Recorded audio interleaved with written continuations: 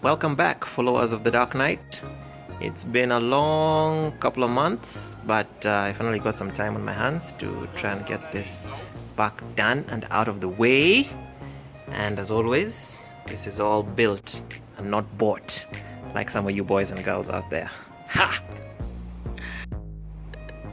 Most of the system is factory, except, of course, nearly everything.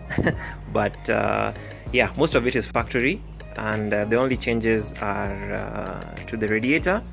I'm running an OE thermostat in there.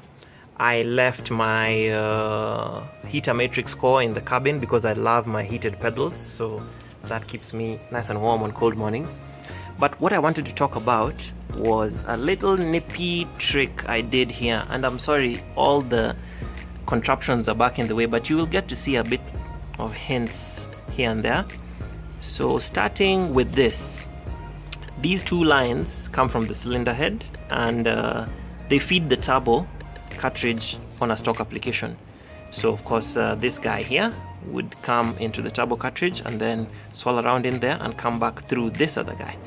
But in my application I went a tad further, and I don't know if that's a better shot, but yes, let's try. So the shielding you see over there with the asbestos and aluminium foil in the background is basically to protect the very fragile coolant hose that mates to a hard line which goes to the turbo, to protect it from radiant heat from the manifolds. Of course, these guys get really hot, and when you're pushing the car to the limit, sometimes they'll actually glow red. So you don't want that heat going to cook in your pipes. So yes, that starts, the coolant starts its journey from there, goes into the turbo cartridge, cools that, and you may not be able to see it from this angle, but from the turbo cartridge, it heads out from that guy with a little red ring pipe in there onto our oil cooler. This is my favorite part of this whole setup because it is a custom unit from one of the other Toyo pets, and it's an inline oil cooler, so fluid to fluid cooler. It takes in some coolant, passes the engine oil through there, and back down and out through that hose over there. Sorry, I have to get a better shot. Okay, so this guy, after running through the oil cooler, will go right back, and it is secured almost like factory to the lower crash bar / slam panel, and it's pretty rigid. I like it because it doesn't move around much, and that's important because as the engine wiggles around, you don't want the pipes cutting over edge. So that neatly goes right back through, and it's also secured there again to the clutch slave cylinder. I gave it some sacrificial hose pipe to hold it in place, and it's a pretty snug line. I mean, it's a solid hard line that mates to rubber hose back there, and it seems to be happy. The setup seems to be happy. So back here is where the fun is. Just move this guy out of the way. This entire contraption gives me an extra maybe half a liter of engine oil, and that's good because I have effectively increased the thermal capacity of my engine oil by giving it a bit of extra fluid. Yeah, so basically there's a little spacer ring in there with O-rings to keep the oil in. Then we have our oil cooler, fluid to fluid. Then we have our sandwich plate, which gives me pressure and temp readings. Then of course the oil element, which I'm using to run in the engine now.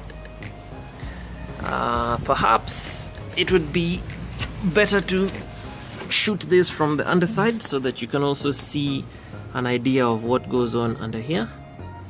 And many times guys have asked me, why are you using a certain pipe size and then it increases as it gets to the oil cooler? Well, basically that is simply to decrease the velocity of the coolant as it comes into the oil cooler. For those of you who remember little physics, and you can see this from underneath, that is coming from the turbo cartridge. So cylinder head, turbo cartridge, then to the oil cooler, and they're all sheathed and protected because the engine will be moving about and you don't want them rubbing onto things and getting cut. So if you have a specific volume of fluid, if you give it a bigger area to flow through, it'll slow down. Think of it as a crowd of people coming through a corridor, a narrow corridor. They'll need to move quickly if they're supposed to maintain the same velocity. And once they get into a bigger room, which is mimicked here by my oil cooler, then they will slow down because now they have more room to move about. And that's the same concept here. Slow the coolant down while it comes in. After it does its magic and voodoo in the cooler, it can speed up again, running through this slightly thinner hose. So yes, you will forgive my terrible video work, but there's not much room under here, and I just wanted guys to see my prototyping as it goes on. So yeah, that's the coolant return line all the way back into the engine cylinder head, and it seems that that's that.